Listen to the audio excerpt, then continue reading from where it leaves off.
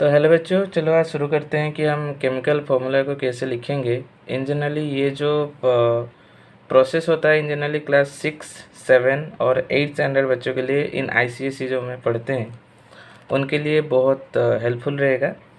Because in generally बच्चे इस चीज़ को समझ नहीं पाते, उनको पता नहीं चलता कि उनका प्रॉब्लम कहाँ पे है और उनका सोल्यूशन कहाँ पे होता है। जब प्रॉब्लम का पता चल जाएगा तो ऑटोमेटिकली सोल्यूशन आ जाएगा, ये सुनो। सो चलिए शुरू करते हैं। How to write chemical formula. How to write chemical formula. In generally chemical formula को मॉलिक्यूलर फार्मूला भी बोला जाता है, मॉलिक्यूलर फार्मूला। देखिए मैं इसको थोड़ा डिफाइन कर लेता हूँ। व्हाट इज़ मॉलिक्यूलर फार्मूला और केमिकल फार्मूला इज़ कि symbolic representation of A compound. Symbolic representation of A compound वही होता है आपका मॉलिक्यूलर फार्मूला। तो आपने देखा होगा कहीं कहीं पे लिखा होगा NaCl लिखा होगा, H2O तो कॉमन सी बात है, सबको पता होता है H2O लिखा होगा, MgCl2 लिखा होगा। एक्चुअली ये चीज़ क्या होता है और इसको हम कैसे लिखते हैं, राइट। तो इसको लिखने के लिए हमारे पास एक जो बहुत बड़ा इंपॉर्टेंट सा चीज़ होता है वो होता है तुम्हारा रेडिकल्स। क्या होता है? रेडिकल्स। तो हमको पहले रेडिकल समझना चाहिए। यहाँ पे समझने का मतलब होता है कि हम एक्चुअली जान पाएँ कि वो चीज़ होता है क्या है। अगर मैं थोड़ा डिफाइन करूँ इसको, इट विल बी लाइक कि एन एटम, ये तो पता होना चाहिए सबको, एन एटम और a group of atom, group of atom having positive और negative, this is positive, this is negative, charge on it, charge on it.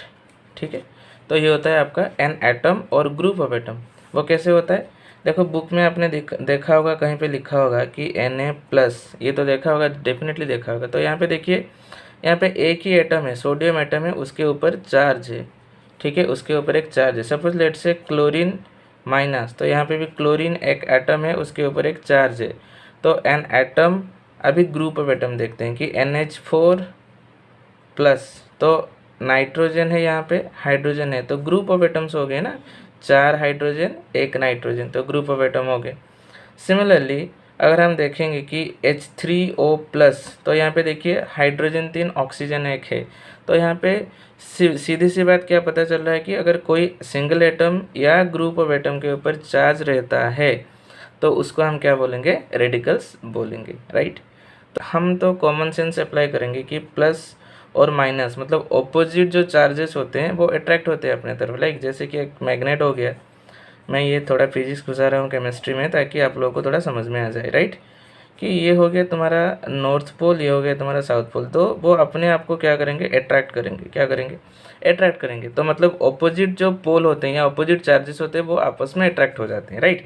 तो सिमिलरली यहाँ पे क्या करना है? हमको सेम ही चीज़ करना है। फर्स्ट ऑफ ऑल हमको रेडिकल्स जानने की ज़रूरत होता है। जो कुछ बेसिक और सिंपल रेडिकल्स होते हैं मैं यहाँ पे लिख रहा हूँ, बाकी के रेडिकल्स आपके बुक में मिल जाएंगे, आइदर सेलिना में और किसी भी पब्लिशर से जो आईसीएसई का होगा उसमें आपको मिल जाएगा 7th स्टैंडर्ड ऑनवर्ड्स, राइट। लेकिन इस 6th स्टैंडर्ड के लिए बहुत हेल्पफुल होगा, उनको भी जानना बहुत ज़रूरी है, क्योंकि केमिस्ट्री थोड़ा मतलब if you not that strong enough in the concepts, no, it will be a difficult task for you. Okay, so now let me write few radicals for you.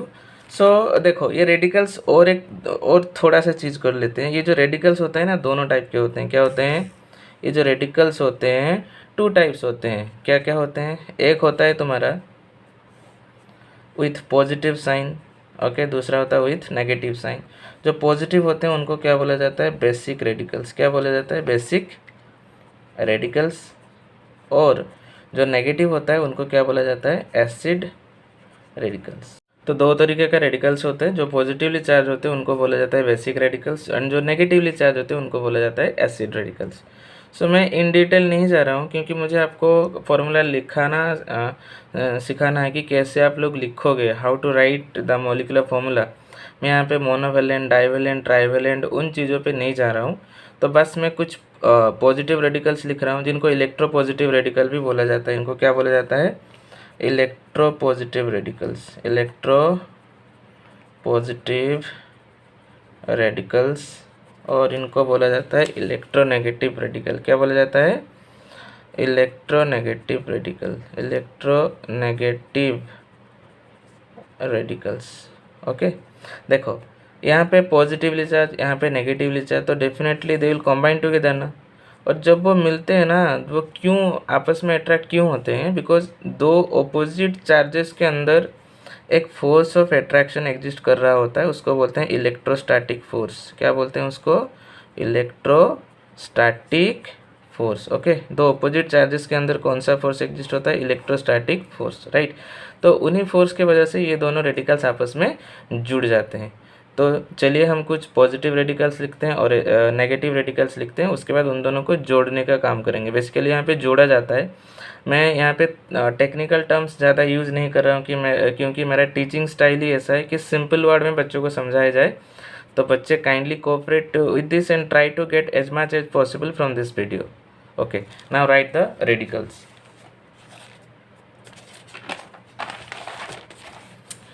तो यहाँ पे मैं लिख रहा हूँ जो पॉजिटिव, यहाँ पे मैं लिख रहा हूँ नेगेटिव। कुछ मैं हाइड्रोजन से शुरू करता हूँ। यहाँ पे H+, जो कॉमन सी चीज़ें हमको ज़रूरत है वही मैं लिख रहा हूँ। बाकी हाइड्रोजन का माइनस भी हो सकता है, राइट, तो हम वो सब नहीं लिखेंगे। यहाँ पे जो कॉमन सी यूज होने वाले रेडिकल्स होते हैं हम लिखेंगे H+, Na+, K+, Mg2+, then Ca2+, then what else? Al3+, okay, then Fe2+, Fe3+, Zn2+, okay, then Cu2+, और एक्सेस कैल्शियम पोटेशियम, राइट। सो अभी के लिए फ़िलहाल इतना लिखते हैं हम, क्योंकि और ज़्यादा की हमको ज़रूरत नहीं है शायद, मैं सोच रहा हूँ, क्योंकि 6 और 7 स्टैंडर्ड बच्चे के लिए इसमें से बहुत सारे फॉर्मूलेज बन सकते हैं। और एक लिख लेते हैं यहाँ पे NH4+ ion, okay, NH4+ ion. और नेगेटिव में हम लिखते हैं कि F1- Cl1-1- और खाली जो हमने प्लस लिखा 1+1- का मतलब होता है माइनस और प्लस, उसमें कोई कन्फ्यूजन आना नहीं चाहिए, right. Chlorine, chlorine, bromine, then iodine, then oxygen, then nitrogen, okay.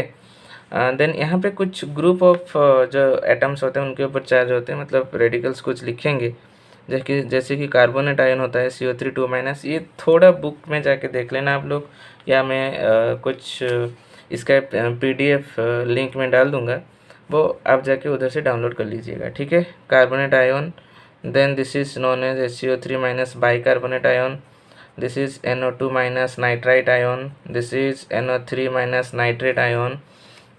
तो यहाँ पे और थोड़ा लिख लेते हैं जो जिनको हमारा ज़रूरत होता है। तो suppose sulphate ion SO4 2-, bisulphate HSO4-, then sulphide ion SO3 2-, bisulphide HSO3-।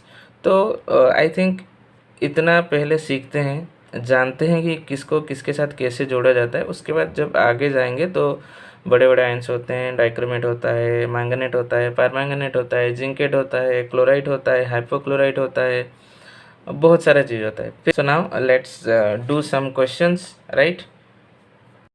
Okay, तो पहला क्वेश्चन मैं लिख रहा हूँ आपका, तो लिखते हैं कि sodium chloride, sodium chloride, okay.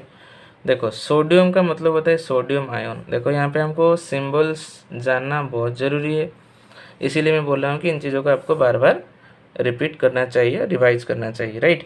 तो सोडियम कहाँ पे है? यहाँ पे है सोडियम, हमारा यहाँ पे है सोडियम। तो सोडियम को लिखने का मतलब है कि उसका रेडिकल्स को हम लिखेंगे, तो हम लिखेंगे Na+, मतलब 1+ लिखेंगे। मैंने बोला था कोई दिक्कत नहीं है इधर उधर लिखने से, मतलब +1+ और प्लस को लिखेंगे तो कोई दिक्कत नहीं है। यहाँ पे क्लोराइड मतलब Cl1-। देखो इसका कुछ ट्रिक भी है कि ID क्यों है, IT क्यों है, मतलब ट्रिक तो नहीं, कॉन्सेप्ट बोल सकते हैं, वो सब मैं बाद में बताऊंगा, ठीक है। पहले आप जोड़ना सीखो, ठीक है, दिस इज़ माई तरीका।